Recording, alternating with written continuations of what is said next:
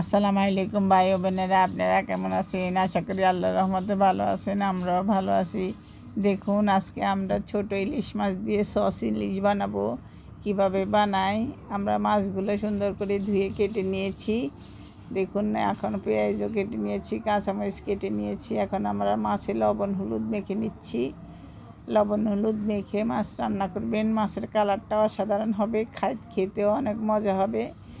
দেখুন, এখন আমরা পেঁয়াজ কাঁচামরিচগুলো হালকা বাদামি করে ভেজে নেব। ভেজে একদম অল্প মশলা, আমরা এখানে কোনো বাটা মশলা দেব না, একদম অল্প কিছু মশলা দেব। দেখুন, লবণ দিয়েছি হাফ চামচ হলুদ গুঁড়া দিয়েছি।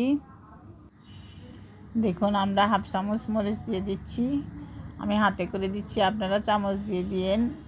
আর 2 প্যাকেট সস দিয়ে দিচ্ছি। এখন আমরা মশলাগুলো ভালো মতো কষিয়ে নিয়েছি। এখন মাছগুলো দিয়ে দিয়েছি।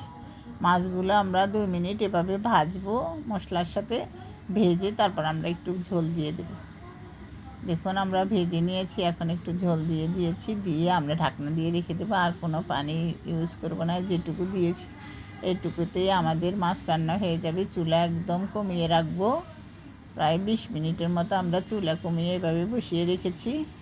তারপর আমরা নামিয়ে নামিয়ে একটা সস উপরে কেটে ঢেলে দেব, 1 প্যাকেট সস।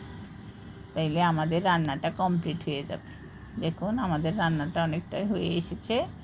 এখন আমরা উপরে দিয়ে এক প্যাকেট সস ঢেলে দিচ্ছি, দিয়ে আমরা এখন খেতে বসবো।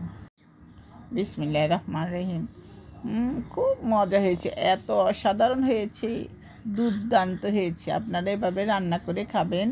আর আমাদের চ্যানেলটা সাবস্ক্রাইব করে দিবেন, লাইক করে দিবেন, শেয়ার করে দিবেন। আল্লাহ হাফেজ।